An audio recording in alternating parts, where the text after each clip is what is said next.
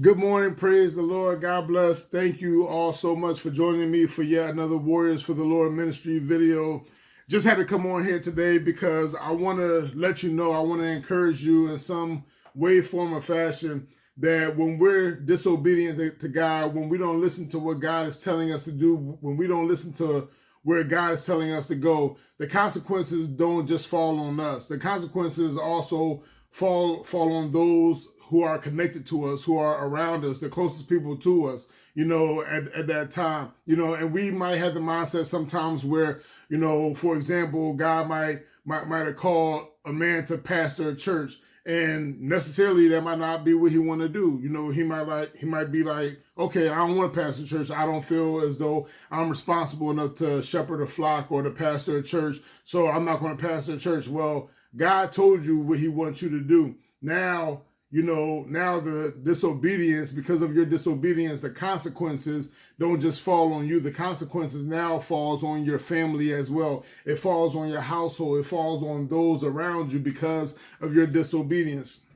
And I just want to share something with you. I want to come from Jonah today, the book of Jonah, chapter 1. And I'm going to just read from verses 1 to verse 5. All right.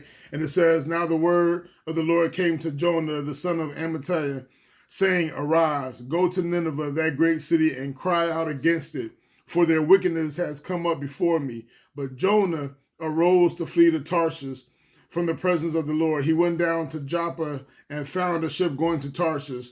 So he paid the fare and went down into it to go with them to Tarshish from the presence of the Lord."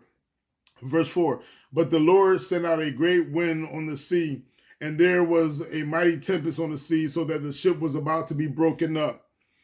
Then the mariners were afraid, and every man cried out to his God and threw the cargo that was in the ship into the sea to lighten the load. But Jonah had gone down into the lowest parts of the ship and had lain down and was fast asleep." So because of Jonah's disobedience, because Jonah didn't want to listen to the Lord, because Jonah didn't want to be obedient to the Lord and go to Nineveh like God instructed him and commanded him to do, Jonah wanted to flee from the presence of the Lord. So he paid the fare, went to Tarshish, and when he got on the boat, now the consequences of Jonah's disobedience didn't just fall on Jonah. It also fell upon the mariners that were in the boat. Why? Because the storm didn't just affect Jonah. The storm affected everybody that was in the boat. Okay, so now the mariners going around frantic trying to figure out, what's the cause of this great storm? What's the cause of this great tempest? Who's responsible for this? And if we know the story of Jonah, all right, remember they cast lots and the lots fell upon Jonah.